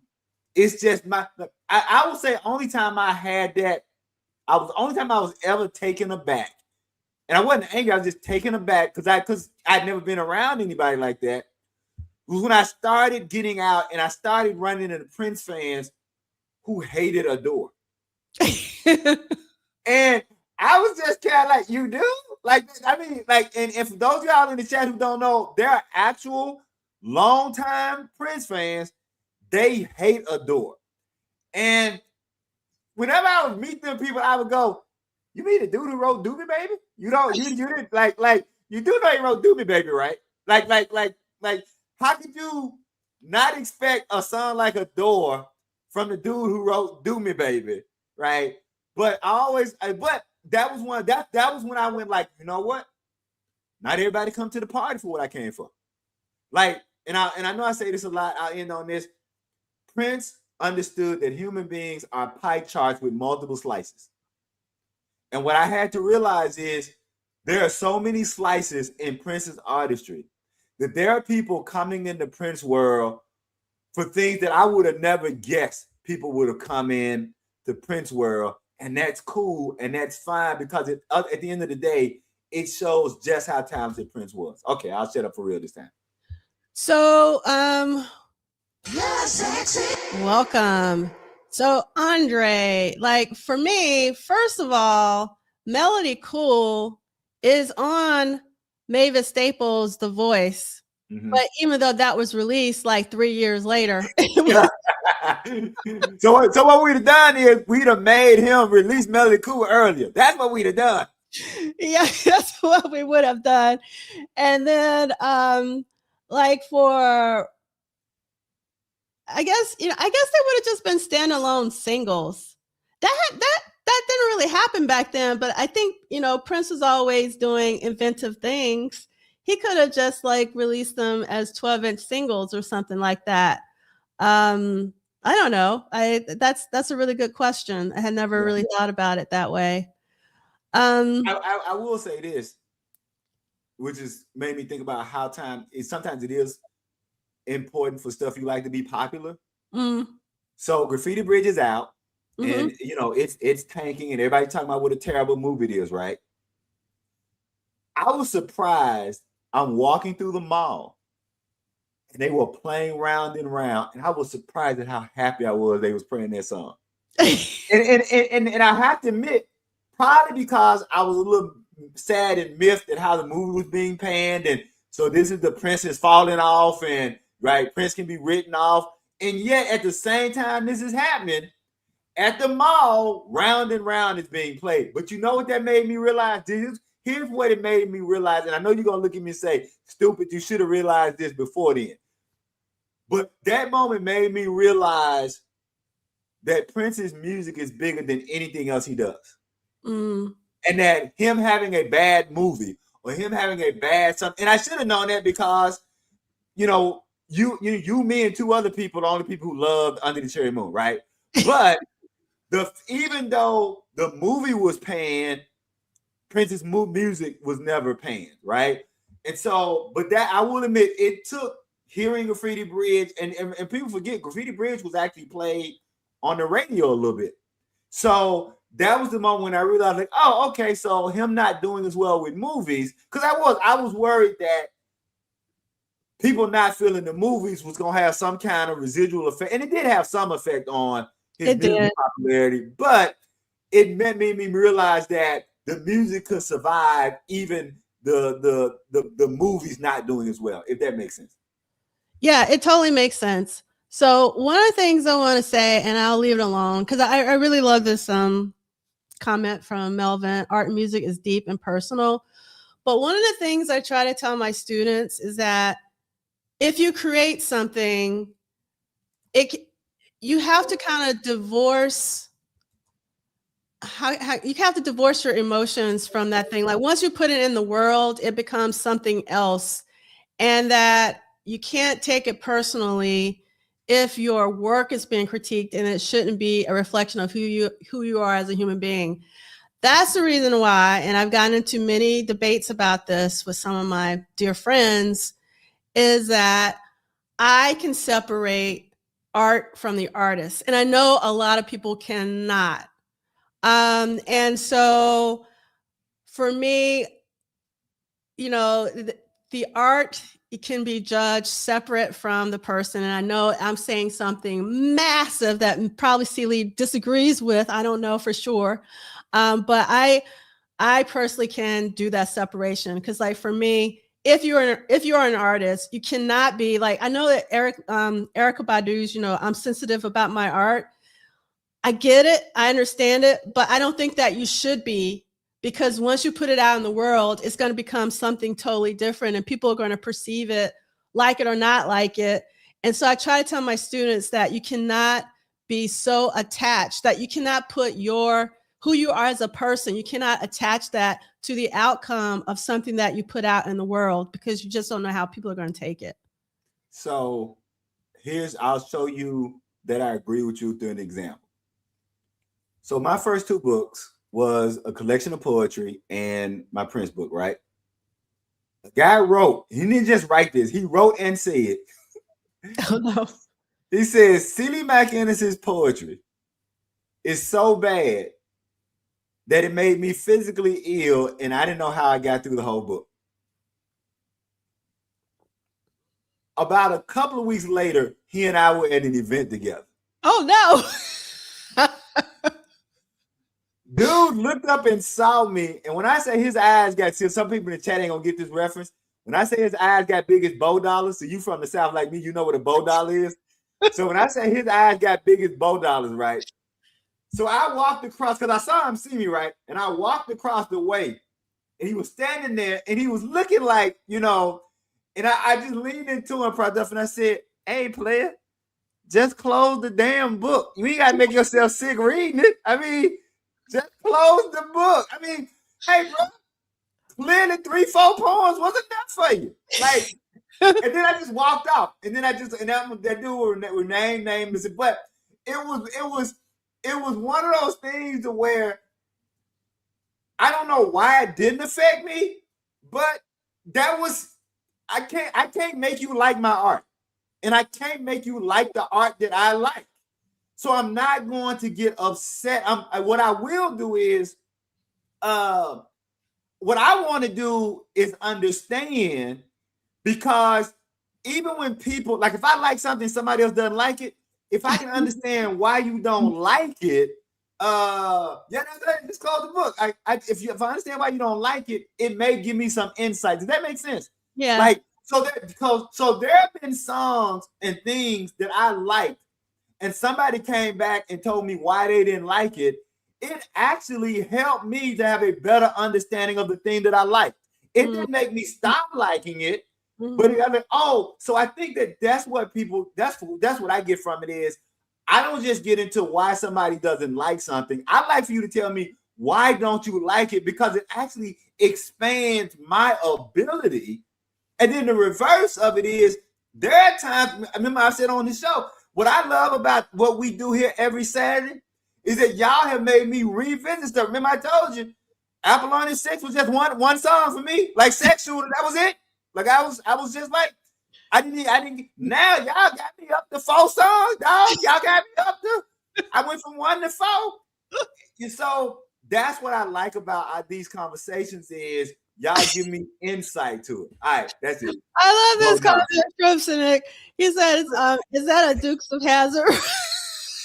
No, it is not. No, it is not a Dukes of Hazzard. And if my father was alive. If my father was alive, he would come get. My father hated Dukes of Hazzard, by the way. My father hated you know why he hated Dukes of Hazzard, right? No. What's on top of the General Lee? Oh, yes, of course. Yeah. and so look. So me and my 2 cousins would be watching Dukes of Hazzard, cheering for Boy Luke Duke. And my father said, got my damn son up here rooting for the damn Confederate flag. My father hated that show. So for those of you who don't know, hey, Bo, look, Sanique can't take it there. Please, what the hell is a Bo Dollar? So a Bo Dollar, for those of you who don't know, is a coin that's either $1 or a 50-cent piece. So when you hear Bo Dollar, right, it's either it's a coin that is worth 50 cents. And then sometimes they had a coin that was actually worth $1, but that's what a Bo Dollar is. It's a 50-cent piece. So it's a coin that's worth, instead of being like you have a quarter, so a Bo Dollar is 2 quarters in one. It's a 50-cent piece. That's what a Bo Dollar is. Like, so Nick couldn't take it. What? You know who needs to be here, right? You know who needs to be here, right? Brother D, so he can be laughing at us with our damn crazy ass Southern references. I love seeing Brother D's face when we get real. So he's like, these country ass Negroes. So, Brother Dean, you missed out on another Southern reference, baby. Okay, so I'm gonna say something a little controversial, but I'm gonna say it anyway because I think it's important. So I'm actually looking up Dukes of Hazzard real quick. Okay, so Dukes of Hazzard, I can't believe it came out so late. 1979 was the first season. So I would have probably been 8 years old when it came out. I lived in rural Alabama. And see, Lee, all I saw were Confederate flags. And to be honest, I thought it was literally like the flag for Alabama. Right. Like I never understood the history behind it. So when I was watching Dukes of Hazzard, I just thought, oh, this is a symbol of the South because I was so young and I didn't know like what it meant because I was surrounded by, Confederate flags in Alabama, particularly in rural Alabama. So it's funny, like when and we've talked about this before, there was a point when Outkast and Goody Mob tried to reclaim the Confederate flag. And because we're all the same age, I think it's because I'm sure like me, when they were growing up, they didn't know the history because it was just like everywhere. Right. So it's for someone in the South or someone who understands the history, you might think what I'm saying is like blasphemous, right. But only if you grew up in the South and not having we didn't have history classes in the South about the South. Right. That wasn't happening in school. So I took Mississippi history in the 9th grade. So I took Mississippi history in 83, right? We got a new Mississippi history book. We still had the old one. Do you know what the 1982 Mississippi history book called the Civil War? They called it the War of Northern Aggression. And they taught the Civil War that the North invaded the South and upset Black people. So people don't understand that from the Civil War through to the 80s, in the South, there was a retelling, a repositioning of what the South was by those people who were upset that the South had lost. So unless you were somebody like me who had a father who was arrested in the movement, you have to understand, my father, when I joined the National Guard in college, my father was upset because the National Guard were the people who arrested my father. In fact, when I joined the National Guard, because he wanted me to join the military, when I joined the National Guard, my father, exact words was, when they started letting N-words in the Guard. That was his, because he had been arrested by the National Guard. So if I don't have a grown Black man who was arrested in the Civil Rights Movement, looking over my shoulder, seeing the General Lee and knowing what that is, because what Prof. Duff is right, the Confederate flag was everywhere. Everywhere. And if you didn't go to a school, again, the Mississippi history that we got, or the Alabama history that you got, unless you knew civil rights people, and I was just one of those people who was fortunate to be raised around. My friends didn't know these things. I would talk to my friends about them, like you said, 10, 11, 12 years old. It was just the whole thing about the Confederates, like Ole Miss. They were the Ole Miss rebels. They were Confederates. A lot of people didn't see anything wrong with that. A lot of Black people who would go and play at Ole Miss didn't know something was wrong with that because they didn't know the real, because it had been sanitized. That's the word I wanted, sanitized. So yeah, and so to your point, when Outkast and I remember there's a rapper, David Banner from Mississippi. I remember when they all tried to reclaim the Confederate flag, and I was one of those people only because I had my father, oh, please don't do that. But I get it because, again, that was the only flag you knew. Yeah, it really was. So yeah, I'm with you on that. That's it. And that's how people don't understand how it can be funny and sad at the same time, because you just don't know. It was funny seeing my father mad about the General Lee. It was hilarious. All right. So we're going to read our second date, if you don't mind, Sheila E, and it is Thursday, March 20th. All right. Let me get my... There we go. All right. Let me get this. Thursday, March 20th. And that says what? Tracking mix and how overdubs mix. Galpin Boulevard Home Studios, Chanhassen, Minnesota. Producer Prince, artist Prince. Engineer Susan Rogers. Let me turn the page. We're skipping the quote. Okay, skipping the quote. All righty. For Prince, he wanted to have multiple places to record because once he had the music in his head, it was vital to transfer it to tape where it could live without the risk of it fading away. And almost every session had that urgency. Make me remember. I want to remember a Langston Hughes quote. So remind me when I get through, because that reminds me of a Langston Hughes quote. He would just go in, record, and then it would be mixed, end quote, according to Susanna. There was no stopping. He wouldn't stop until it was done. Each song had to be complete. And it would be a 24-hour period, sometimes 36, but he would never sleep. It would just get done, end of quote. For today's session, he gathered many of the people from the current live lineup to record a new instrumental. Prince was expanding his sound, although the roots of his composition can be traced back to the opening piece of music on Sheila E's Romance 1600 album. Using almost the same lineup as the previous day, Lisa on piano, Matt Fink on keys, Bliss and Leeds on horns, and Wendy on bass, they created a fast-paced song that lasted less than 2 minutes. Atlanta Bliss explained the way Prince would write during sessions like this. Quote, Prince works with his musicians, and a lot of the time he was singing a line to us and we were playing, and he would say, well, no, okay, now let's try it like this. He would feed from our personal playing and develop it from that. what he is writing, when he is writing a song, he is developing in our sense also. That's the way the Duke Ellington wrote. That's the way the Duke Ellington wrote too. He wrote for his orchestra. The song's title comes from a comment Prince made once the band had finished the tape. In addition to recording And That Says What, it is likely that Prince had Miko Weaver, Wally Safford, Jerome Benton, and Greg Brooks add backing vocals. Background vocals to And How on this date. Once the session was over, Prince left for Los Angeles. Status.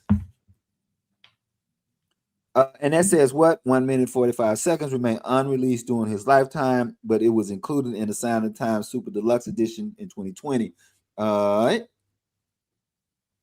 Prince left for Los Angeles after the March 20 session. At some point in March, Wendy, Lisa, and Susanna worked on the new track, Honeymoon Express. Wonderful song. Quote, this is Susanna talking. Wendy and I wrote it months before the release of the Wendy and Lisa debut record called Susanna.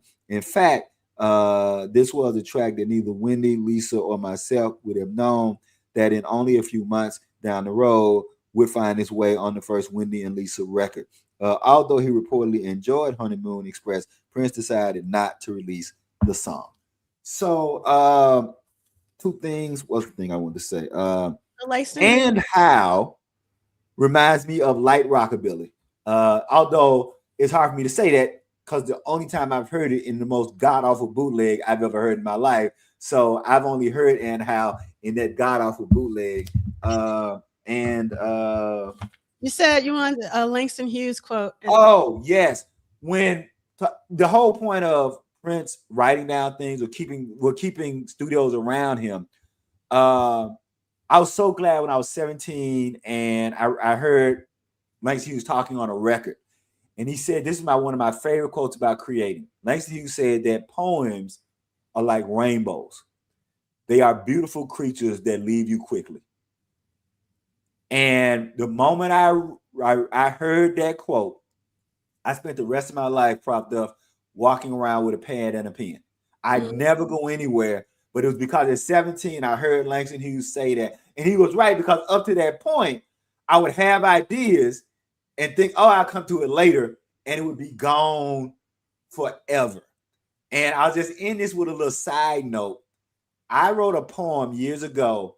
This was before I started typing my poem, so I was writing in hand, and it's called What My Uncle Say. And it was a poem where I was making fun of my father because my father was a hip cat who felt like he had to be upright around his son. So the poem was essentially my father giving me good advice and then my uncle giving me the slang street version of the good advice. Everybody loved that poem. When I would travel around the country, people loved that poem. I would get standing ovations for that poem. My father hated that damn poem because by that time, he had gone from a street dude to the first black person to lead the Mississippi Democratic Party. So going from the street dude to the first person to lead the Democratic Party, I looked for that poem and I lost that poem, Prof. Duff. It was only 3 years after losing that poem that I realized what happened to it. My father finally told me what happened to that poem. When my grandmother died, my father put that poem in the casket with his mother. But I never, because he thought I had a typed version. Because he said, well, what happened to that poem? I said, well, I lost it. What do you mean you lost it? I said, well, I had the handwritten version, but I never got a chance to type it. And he looked at it, like a look came over his face, like, oh, I effed up. He said, son, I put that poem in your grandmama's casket. So I understand Prince's point. And for me, it was Langston Hughes' quote about poems and rainbows, that to say that to people in the chat, there you go, for the cloud, that if you are creative, you want to keep everything with you and keep yourself where you can always get the idea down. That's it. All right. So I've never heard this And How and Fun Love, Low Quality. They're awful. They're awful. You can kind of hear them, but they're awful. Let me tell you how they are worse than. So one of my favorite boots is New Morning Paris with Honest Man. They're worse than that. Yeah, it's pretty bad. Yeah. All right. Okay, so we're on our last very short but very important date, which is Saturday, March 22nd, 1986, a Love Bazaar live overdubs and mix. Man, that song rocks. I listened to it again and I didn't even want to come on live because I wanted to play it over and over and over again. I love that performance of a Love Bazaar from the Warfield with Sheila E. Sunset Sound, Studio 3, 11 a.m. to 11:30 p.m. Book locked out. Producer Prince, artist Sheila E. Prince scratched out. Engineer Coke Johnson, quote, he had a live recording and we brought the 24 track tapes back to Sunset to fix them up. I'm so grateful for that live recording. Prince spent the session overdubbing and adjusting the audio mix for his live duet with Sheila on a Love Bazaar, which had been recorded at her recent concert in San Francisco's Warfield Theater. The new mix will be featured in her upcoming Romance 1600 live video. Now, a couple of weeks ago when we originally talked about this, I listened to the entire Sheila E. concert. I didn't watch it, but I listened to it because I hadn't listened to it in a while. And when it got to a Love Bazaar, and I was like, this ain't a Love like this isn't a live Love Bazaar live. And I mean, obviously I knew it was overdubbed and everything, but it is so funny how much this session today really boosts the energy of the song. And I really want to do like sometimes what I do is I'll take like a digital audio workstation and I put like the original version on one track. And I did this like with It's Gonna Be a Beautiful Night, like the original. And then I put like the one, you know, that we know and love. And I would go back and forth between the two to figure out like what exactly. So I still need to do that for a Love Bazaar, because when I was listening to it, I was like, this ain't Love Bazaar live, even though it is. So I'm curious particularly about the guitars. In fact, you know, like, is Prince adding any rhythm guitar, or is he boosting like Wendy or Miko in the mix? Like, I really would love if someone would do like a breakdown of the overdubs and mixing for a Love Bazaar. I guess I could, but I'm doing too much. I got the symposium coming up. I'm doing this every week. So if somebody wants to take the lead on that, I would all ears, because I really want to hear that. I will just add to that. What's up, Big Sexy? What's up, Big Sexy? But cut down that tree, that oak tree. I will say that for me, that, because by the time we get to Sign of Times, I had already had my heart broken when I found out how much Kiss Alive had been overdubbed.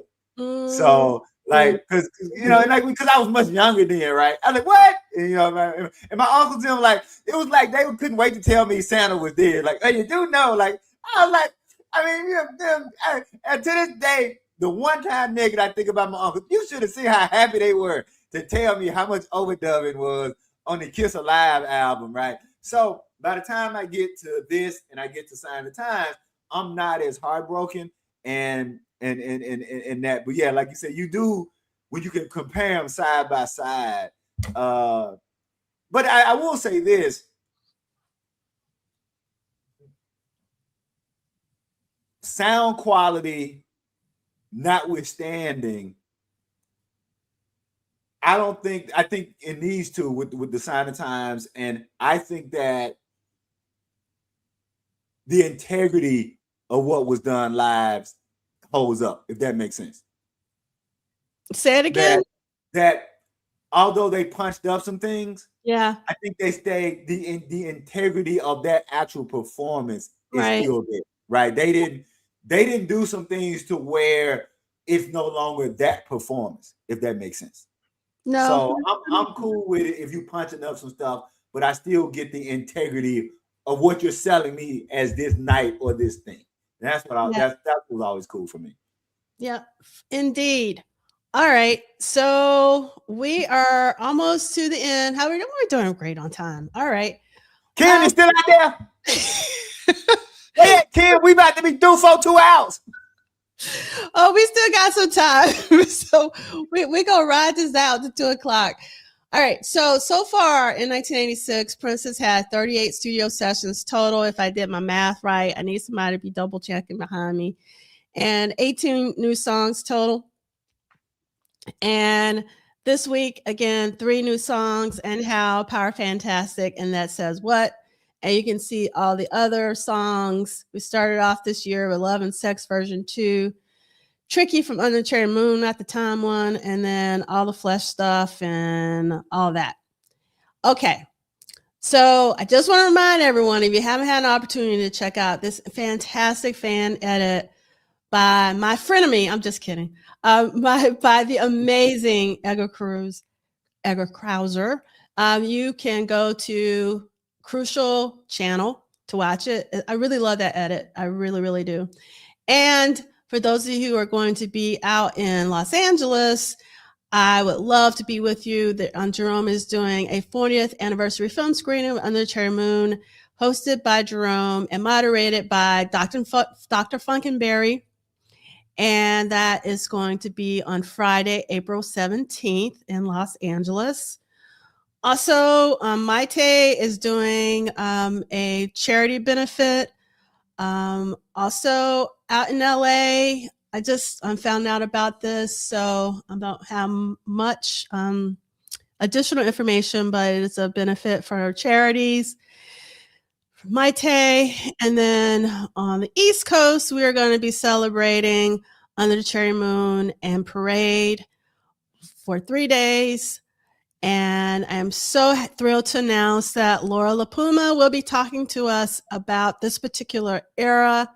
And I know Michael Dean has already interviewed her, but after interviewing Mr. Glenn Parsons, I really want to interview Laura myself, because Laura and Glenn and Margot Chase are the reason why I have a BFA in graphic design, is why I wanted to become a designer.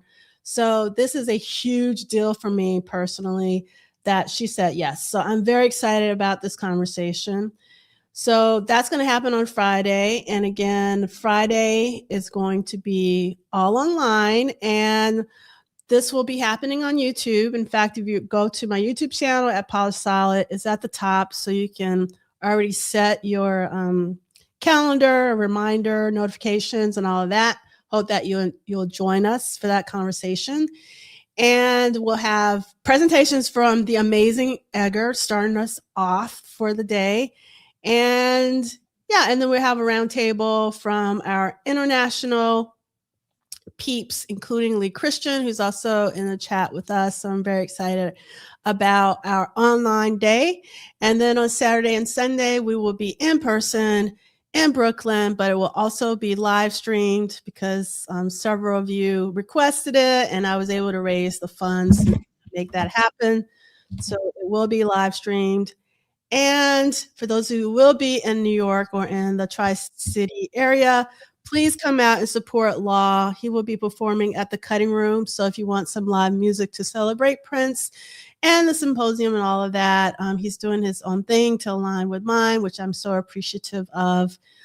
Please support Law. He is an incredible musician. It will be worth every single penny because he gives it 1,000%. Like, no one has energy like Law. So I hope that you'll come out and support live music.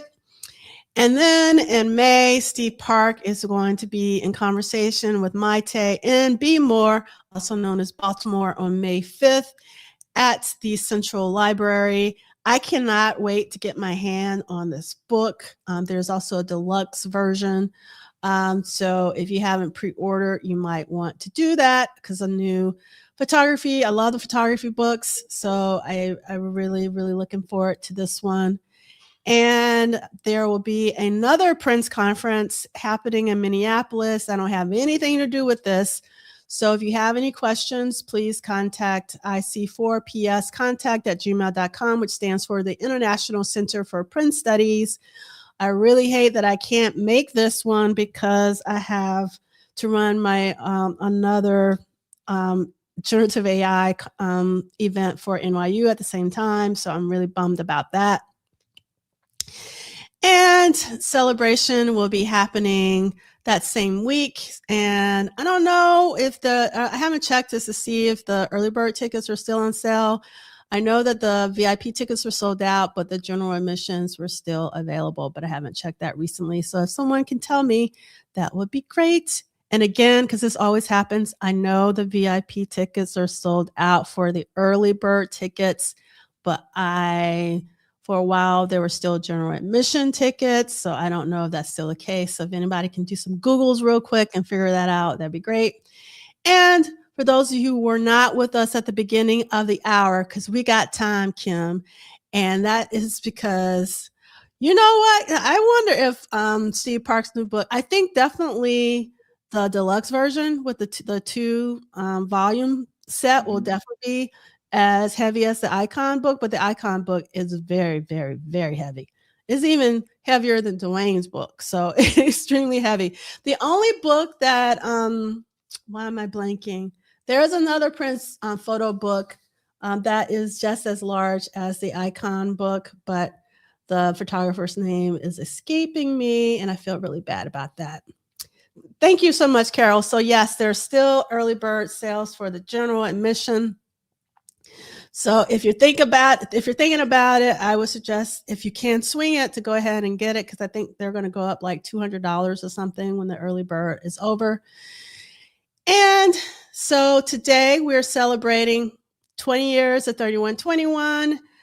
And again, the Prince Estate has released a live version of Lolita. I'm just recapping in case you weren't with us at the beginning. And what I really want to promote is Ruth is going to be in conversation with DJ Rashida. And Ruth was Prince's right-hand woman during this particular era. So it's really important to hear directly from Ruth. It's an amazing period. And it is to benefit Addie Durant. And we've been talking about Addie Durant for a while. And she was heavily involved in the Purple Rain audio performance on Clubhouse that fans did during COVID. It is really extraordinary. So we want to support Addie, and Ruth definitely wants us to support Addie. So if you can, donate whatever you can. It can be $1, it can be $5, anything to help Addie get back on her feet. And we Michael talked about this last week, and Rich Benson's wife unfortunately passed away really quickly. So if I haven't checked to see if the GoFundMe is still up, I'm assuming that it is. Please help with the funeral expenses. Sarah Savoy posted this. And then Troy is still battling cancer, unfortunately, as well as Dr. Funkenberry. So, oh no, not Afshin Shahidi's book. It's because that's a small book. Compared to, it's the same size as the Icon book. It's also not Alan Bolio's because it's also a very small book. I'm talking about a book that is just as big as the Icon book. Where is let's see. Maybe I'll try to figure it out really quick. But let me see what else we got on here. And then we have a GoFundMe for Des Dickerson as well. And I'm trying to do two things at once. I'm trying to see if I can figure it out. And Randy St. Nicholas, that book. If you know Randy St. Nicholas's book is just as big as the Icon book. Yes, you're right. Woman photographer. Yes, Randy St. Nicholas. Thank you so much, Sister Charles. Yes. Jason Draper's book is not, I mean, it's big in size, but I'm talking about not only big in width and height, but also in volume. That's what it's really about, the volume in addition to that. And that is Randy St. Nicholas. All right. And this is the playlist. I'm going to add some more stuff on here, like Round and Round from Arsenio Hall, and the Fury from SNL, and the BET Awards, and all sorts of stuff. These in the Temple for Rock and Rio. I got to add all that stuff. to the playlist for those of you who may not have seen that. But one thing that I hope you notice is that if you have not watched the Love Bazaar live in San Francisco in 1986, you have not lived. You gotta watch that. If you do nothing else, once we get off, please go play a Love Bazaar live. Trust me, 10 minutes, you will absolutely. Yes. So going back, it is actually, I think it's going to be on Ruth's. So if you look at the top, you can see Ruth's Instagram, which is RUTHLESDVA. So if you go to Instagram and type in RUTHLESDVA, that would be fantastic. All right. So where is the 4K version of A Love Bazaar? Cynic is in. Yes, Randy is definitely legendary because Randy not only took amazing photographs, she also did some amazing direction of some of Prince's videos. So Randy is someone that you should definitely become familiar with because she was really important. All right. Thank you for the link because, yep. Yes. Yes. The Draper's book is really, really, really good. Yep. And let me see what else we got. And we got our Ricky Wyatt playlist. If you miss Ricky like I do and you want to hear him sometimes, you can go to the special playlist. And please donate to the Crons and Kaleidos Foundation in memory of Ricky. And the link to do so is bit.ly/The Flesh for the Flesh Sessions. And let's see. All right. Thank you, LTKK. Yes, if you don't mind doing some thumbs ups, for the algorithms. It's really funny. Like, I thought last week maybe I would get above 500, but like I'm still in 400. It's like 400 and something with the Arthur conversation. Because those of you who weren't here last week, I wasn't here, but Arthur was here, and it was a really incredible conversation. It was excellent. Yeah. Yeah, it really, really was. Thank you for that, El Michelle. And yes, LTKK, the chain mask era is so fire. That's right. And that's when, Randy St. Nicholas was involved as well. Okay, so since Michael Dean is not here with us today, Celie, if you don't mind taking us on out. So a couple of things. First of all, as always, we want to thank Prof. Duff for curating this space where we can all get together, love on each other, argue like the picnic, argue like it, we argue like we're at the picnic. Some of y'all argue like y'all drinking that dog liquor. Some of y'all argue like y'all drinking that light liquor. It don't really matter whether you arguing on that dog liquor or that light liquor. We love all y'all. We love Uncle and Auntie. If somebody had to walk them to the car and get them home.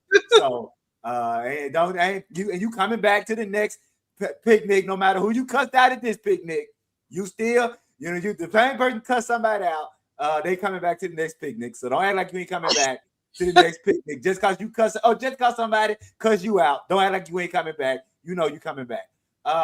Two things quickly. Brother Sanique, I got it. Thank you so much. I'm gonna check it out this weekend. Also, I'm gonna send you Propped Up. I wrote a review.